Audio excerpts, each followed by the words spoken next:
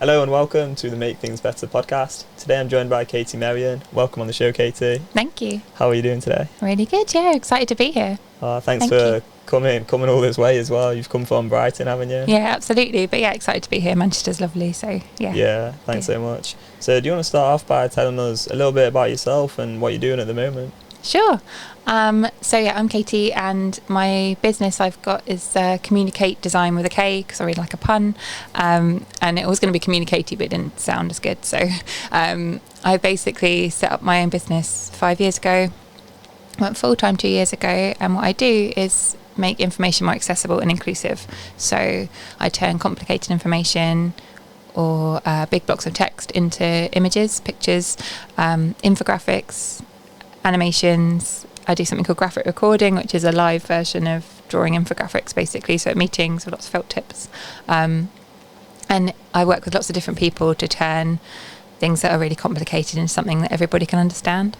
Yeah, amazing. I really want to explore graphic recording more throughout this talk at some point. But just first of all, how did you get into like accessibility and inclusive design, and how did you like become aware that this was a problem in society as well? Okay, so I used to work for the NHS, so my career before this is completely different to actually what I do now. I'm self-taught in all the stuff I do now. I guess I've always been quite creative, but my background was working in the public sector, and then I was working, as I say, in the NHS. I did the kind of management of meetings, and then I did some contract work, and then I did program management. And I was quite good at it because I'm very organised, and I enjoyed doing things that were still helping people, but it was quite indirect. You know, I was designing services that were good for a big population, but I wasn't really getting to interact with patients or people that were using it. And I'm really extroverted. I like chatting to people, so I was kind of missing that element. But also, I realised that when people became experts in what they were doing, and especially in the NHS, which is an acronym in itself, they use lots of jargon and acronyms, and it's like I go to these meetings and I'd be taking minutes and they'd be using so many words I think I'm not sure what that means, and there'd be members of the public there and I'm like, well, they definitely don't know what that means, because there's such complicated language that's used in lots and lots of different sectors. And I thought, this is a way. So when I was writing the minutes of those meetings, I would translate that into something that was easier in terms of written information. But I think that's when I started to become aware that if you wrote it exactly how people said it when they were experts in those sorts of areas, a lot of people wouldn't understand it.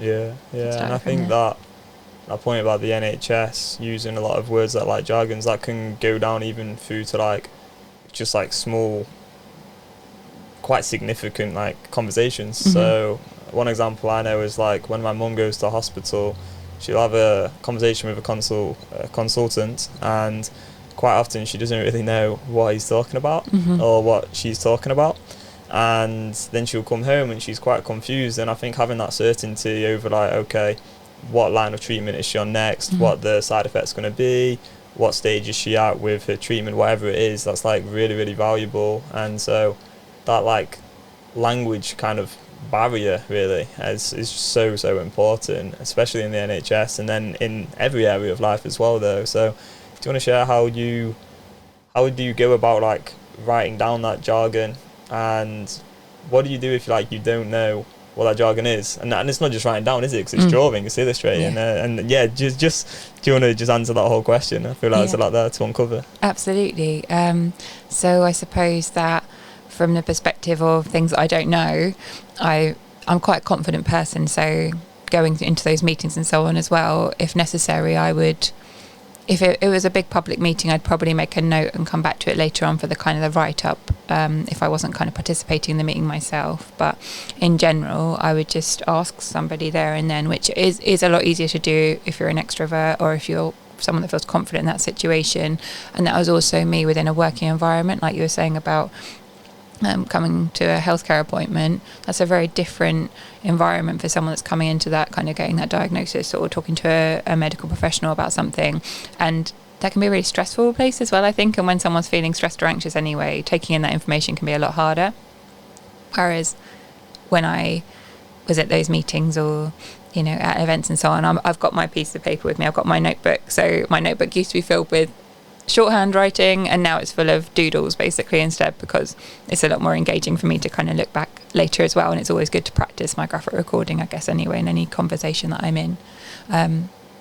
So I think I just maybe have a bit of a natural ability to that's probably been honed by taking minutes for a really long time at meetings in my previous career, listening to those conversations and identifying the key information and finding a way to capture that in a written format. But now I'm translating that into what's the key information and what are the icons that I could use to explain that to other people, and doing it in that format instead. At what point did you transition from writing down using words to starting to like doodle? So that was, I think, about 6 to 7 years ago. I was working at, so I basically around that sort of time realised I wanted to do something that's a bit more creative, or work with an organisation that was a bit more creative. And I'd found an NHS provider that was basically as close to a fun agency vibe as you could find probably within the NHS. They had like fake grass instead of carpet in one of their rooms, and they had table football, that kind of vibe. And my manager was really encouraging, always looking for kind of innovative ways of doing things. And he showed me a graphic recording. I'd never seen one before. He showed me this piece of paper with this kind of visual capturing of a conversation that had happened at this event in all these beautiful graphics. He said, I think, you quite like this, because I guess he got that I was creative. I've always, I say, been creative in other ways, wearing dresses to work that are made out of duvet covers, that kind of thing. And I loved it. And I was like, what is this? I've never seen that. How is that a thing? How can I make that thing? So around that time, basically, because I'd got to the point in my career where I wasn't in charge of taking the minutes at the meetings anymore, but I was there obviously listening at meetings, and I think with my memory I have to write stuff down anyway, so I was like, I'm going to start having a practice with drawing instead, but in a very low key kind of low pressure environment where I was doing it just in my own notebook in front of me and no one else could see. It's not like now where I stand up in front of the whole room of people and like everyone's watching me try and draw, the telephone or the light bulb, whatever it might be. So it was a bit trial and error at first. I remember one of the first drawings I did in my notebook was of a Kit Kat, because there's something about taking a break, and I was like, everyone knows that one. So, the marketing of Kit Kats is excellent, basically. So I started from there, I think. Oh, I love that. Is it ever, I don't want to obviously the work you do is so important.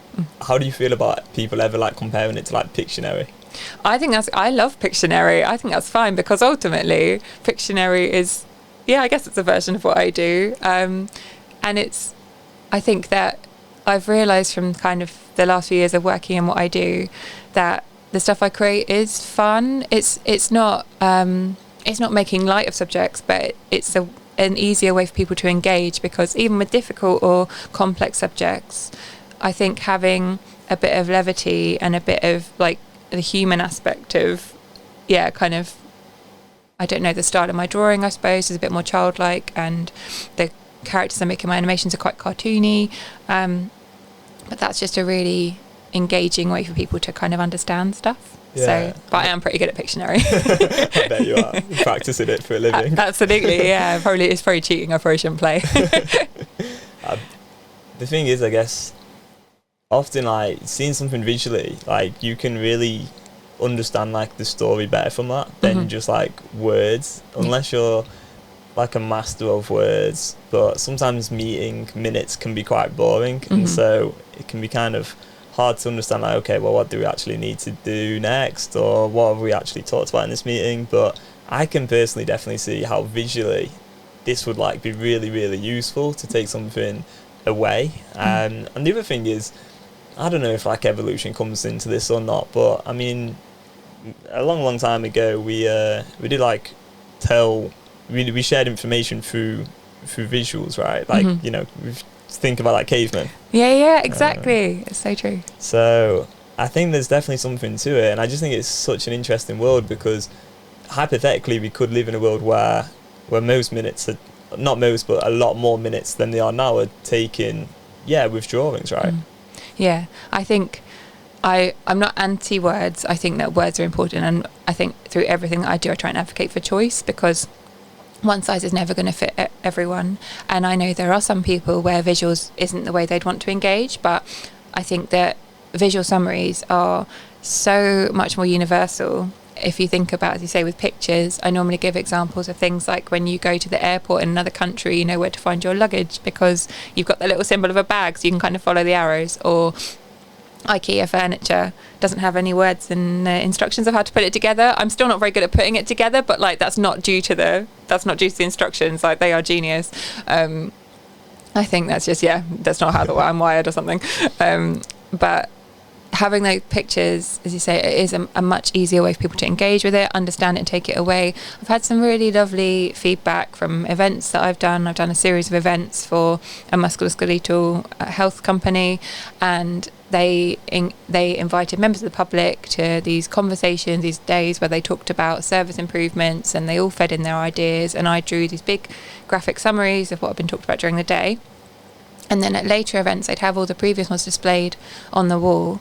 And people came in that hadn't attended the previous events, people with dyslexia, people who are neurodivergent, and they said, oh my goodness, I can understand what's happened here.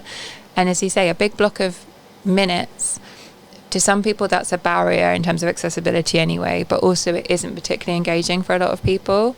And trying to kind of, you can't really skim read big blocks of minutes to find the really key information, but because I'm kind of doing that process as the filter first, then I suppose seeing the visuals is a lot easier for people to see what's really important. Yeah, absolutely. And you do the video recording, graphics, taking the minutes. You also do a lot of work around accessibility in other areas as well, don't you? Do you want to tell us a bit more around what you do in terms of accessibility? Sure. I mean, I suppose just a big champion of it, and I realised when I was setting up my business, I was kind of looking at all these different skills that I learned and trying to work out what it was I was trying to offer other people. And originally it was about simplicity and kind of stripping away all the complicated things to make it more understandable. But over time I've realised how passionate I am about accessibility and inclusion. So historically, say working for the NHS, I'd be going through the letters that are being sent out to patients with a group of patient partners who are all kind of contributing about what was difficult and championing, taking out all that really complicated information, as you say, like for your mum or for whoever it might be. They want to understand exactly what their health condition is and what happens next in a way that's really clear to them.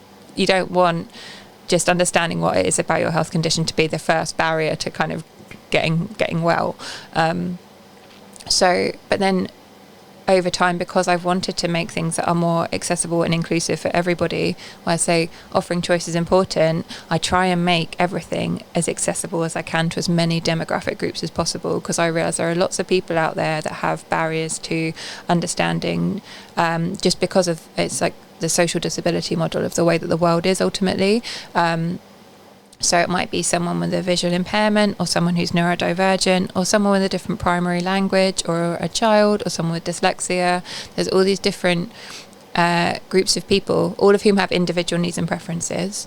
And I want to try and make things that are inclusive of all of those people that are often excluded, I think, or maybe can't access that information because it's written. So for anything where I personally don't have a lived experience of that, I do my research, I talk to people.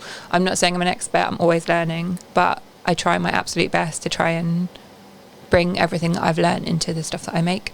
I love that so much. So Thanks. Going out and talking to the people who maybe are being excluded at the moment and understanding, okay, what do they actually need then? Because, I mean, there's no better way to do it than that. It has to start with the people who are being excluded at the moment. Have you found doing this work, like, what's like the impact, I suppose, of people being excluded? I mean, it must be so big.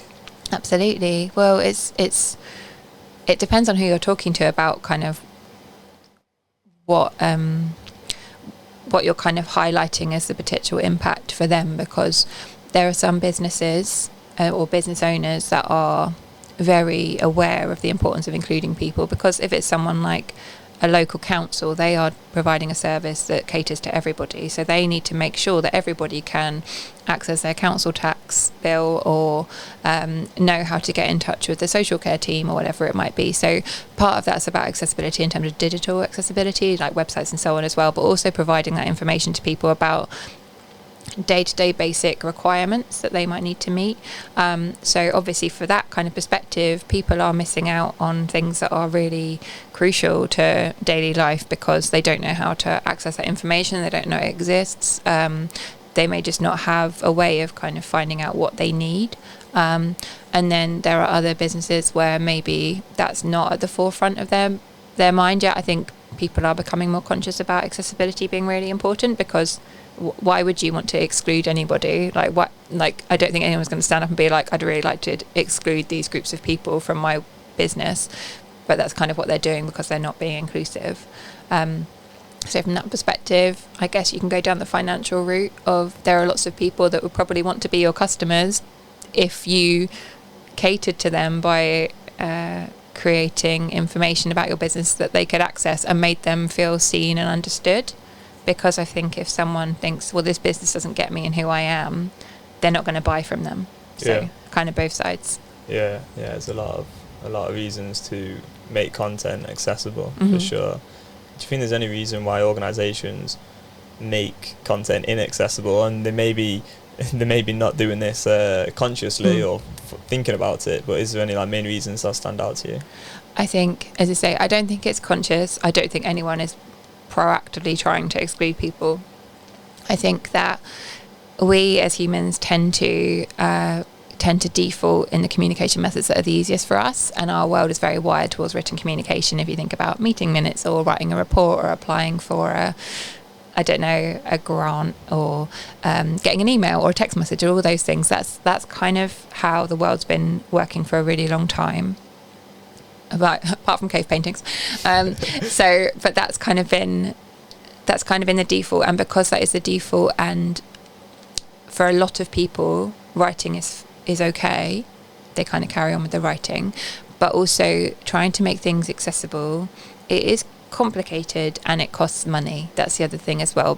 But from talking to other people who are championing accessibility as well, we're at that kind of tipping point hopefully soon where people are starting to realise if you build it, whatever the product or the website or the app or the communication method or the service, if you build that predominantly initially thinking about all the potential barriers and removing those first, it doesn't cost that much more because we can have all these templates, these building blocks ready to create other things, and we're already aware of the barriers that might be there, and let's proactively remove those before we kind of start.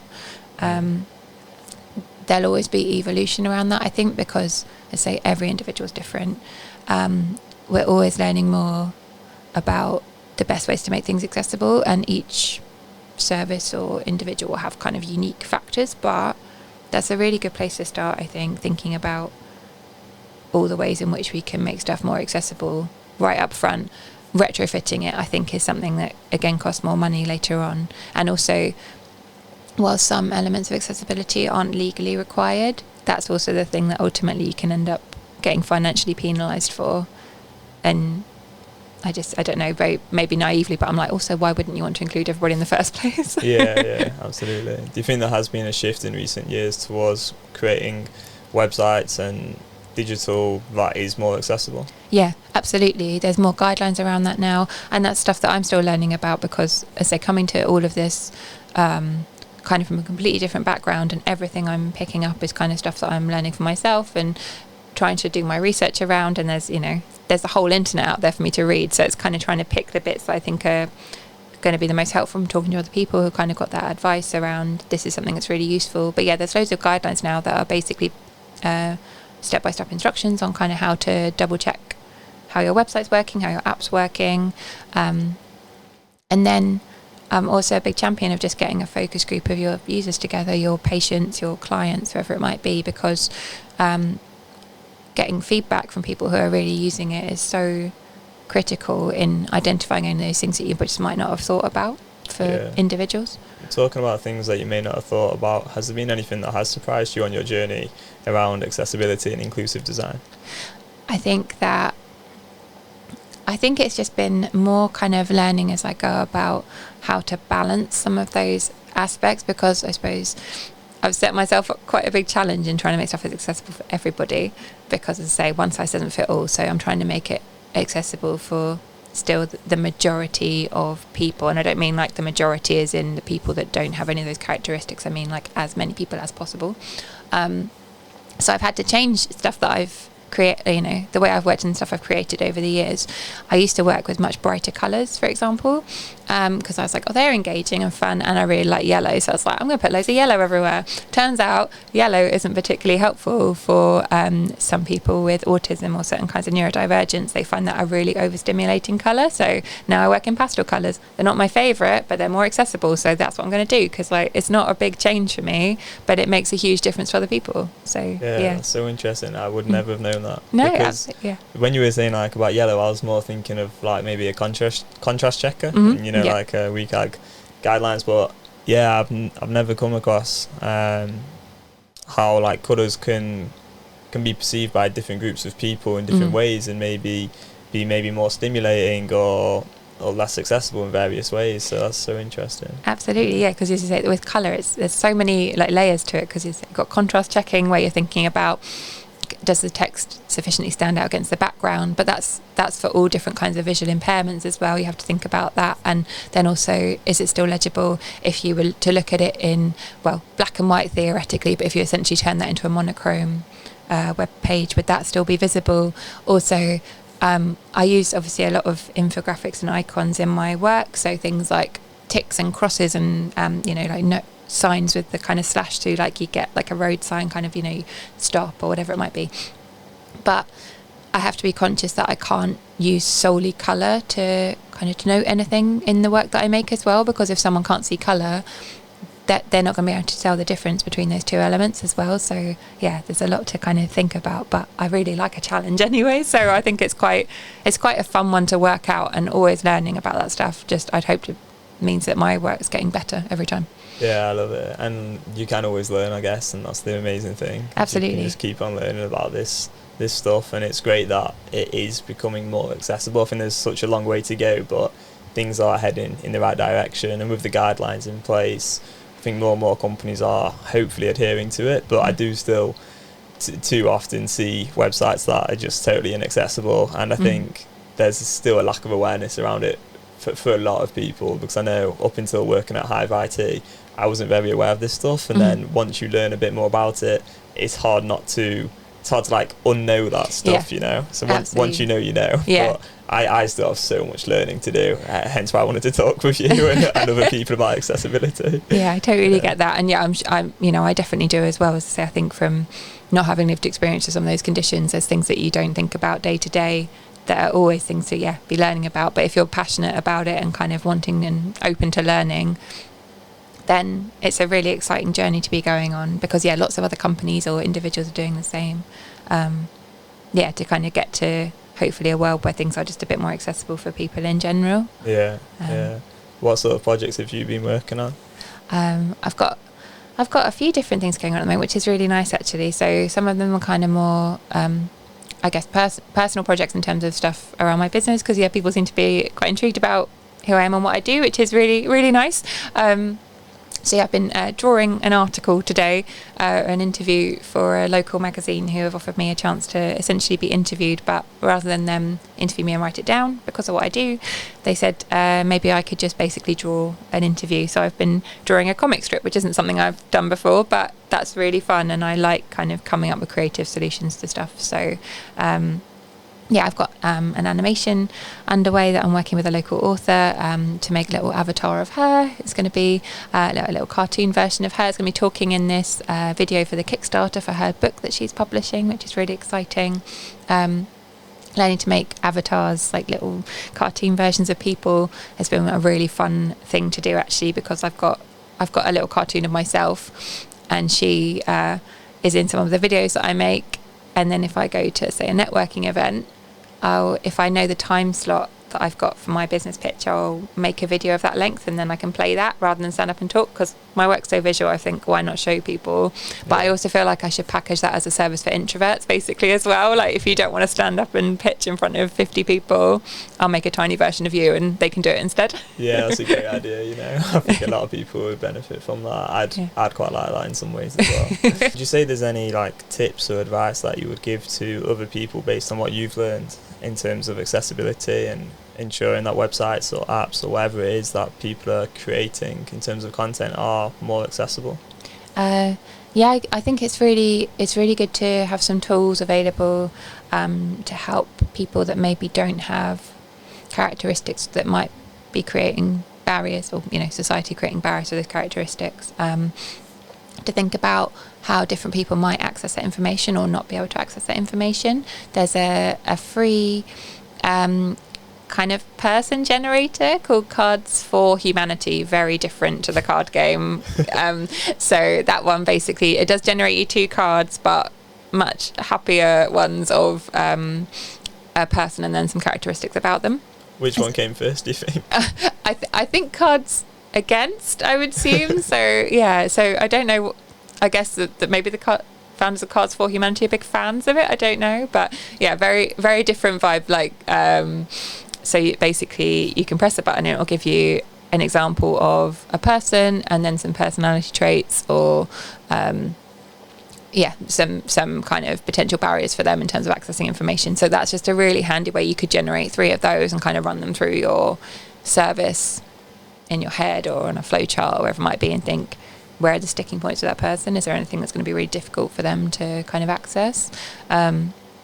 Also, just in terms of your website, I suppose making sure information is really simple, thinking about the layout, so having clear headers, I say simple language. I'm always telling people, don't use acronyms, anything that's kind of abbreviated or jargon. Other people aren't going to understand what that means. I say, when working in the NHS, people would just guess, and there's, I have an example I've used before. I'm definitely showing my age, but WWF, like, some people think wrestling, some people think pandas. And that gives a very different vibe, like, depending on what your go-to is. So that sets a very different context. So that's, I think, an example of why it's really important to not use stuff that's specific, because also anyone outside of your organisation or your sector isn't going to know what that means. Yeah, that's so true. And with WWF, like, I can picture both of those 2 logos in my head. Yeah. But I wouldn't actually know what either of them actually stand for, if I'm truly honest, which I probably should. So the basically in the I don't know, battle between pandas and wrestlers, the pandas won, which is quite impressive against like professional wrestlers. But so the World Wildlife Federation, the pandas, got to keep that one, and then it was probably about 10 years ago, but I just haven't kept up with wrestling since, basically. The World Wrestling Federation, I think they added another W, but they might be called something else now entirely. So they were like WWF, I think, for a while. But obviously that was more of like pandas won, though. Exactly, yeah. So which is good, we want all the pandas to be winning, like, for the environment. So that's just one example, basically. And obviously that one was more of like a copyright issue, but it's I think a really good example of if you can't just guess that people are going to know what you're talking about. Contrast checking. So there's the web content accessibility guidelines give you some kind of guidance that they're just available online. There are tools where you can run your branding colours through and check them for contrast and things as well, because while it may look really beautiful to have it bright orange, like, that's going to be really difficult for people to read. Also thinking about just like choice of fonts. Again, I love a pretty font, but like just simple fonts is the best way for people to be able to access that information. And then having choice around everything doesn't have to be written down. Use some pictures, help people navigate the site.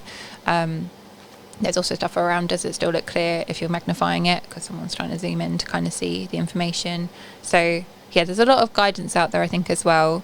But just being aware of the need to do that is a really good start. And also trying to, for any company that's, I guess, looking to change their website or build an app or create a new product, think about that first, because otherwise it's also, I'm sure it's quite depressing then to have finished your lovely shiny thing and then have to think about accessibility, and actually you've got to take it all apart again. So yeah, definitely.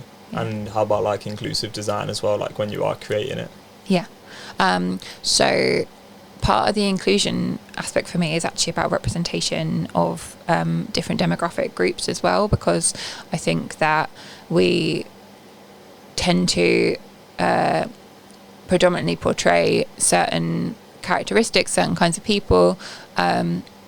So obviously in the UK, for example, I've worked with a charity called the Black Curriculum, who are doing incredible work around getting stories about Black British people into the UK curriculum for children that are coming through like Key Stage 2, Key Stage 3 school.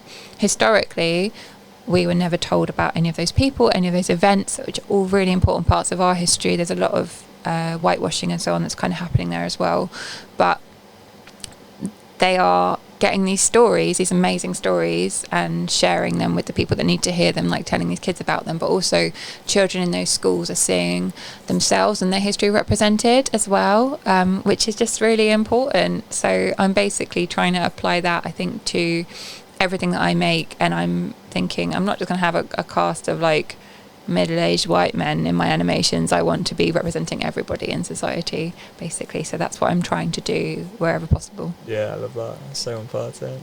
Okay, so final question on the podcast is a question we ask everyone. What can people do to make things better? And you can interpret this however you like. Oh, that's fun. That is a fun question.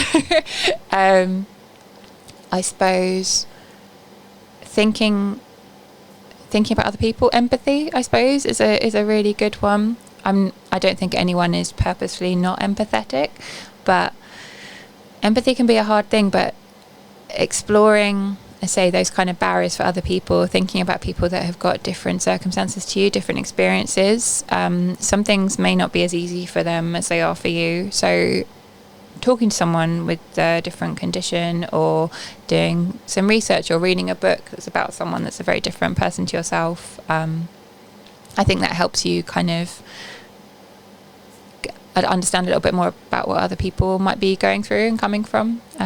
So, and that helps you think about, actually, when you're then out and about doing something day to day, this might not be as easy for somebody else, so let's think about if we can change that.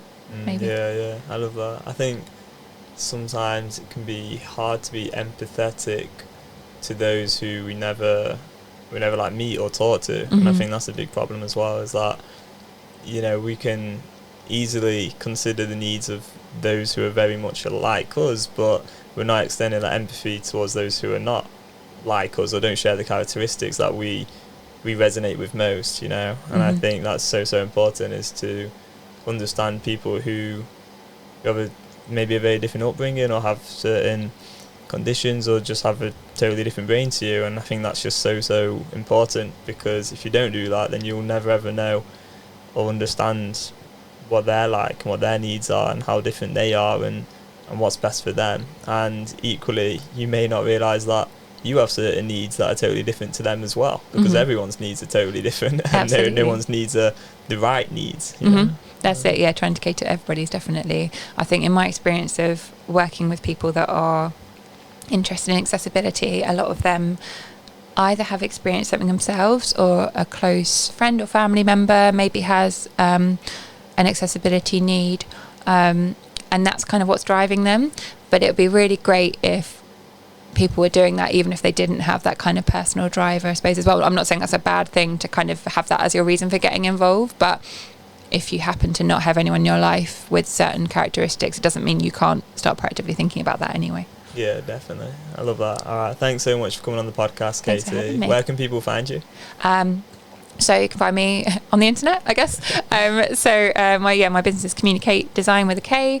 I've got a website. I'm on LinkedIn. You can come find me like personal site on LinkedIn. I've got Instagrams and Facebooks, but they're kind of hibernating. So I think LinkedIn or my website is the best place to find me. Perfect. Thank you. Thank you. Thanks a lot for anyone watching or listening. I hope you have enjoyed today's podcast. And also you can check out the transcription as well. It's worth pointing that out, because we do transcribe every single episode, and they are on our website, which is www.hiveit.co.uk. Thanks again, and I hope you have an amazing rest of your day. Goodbye.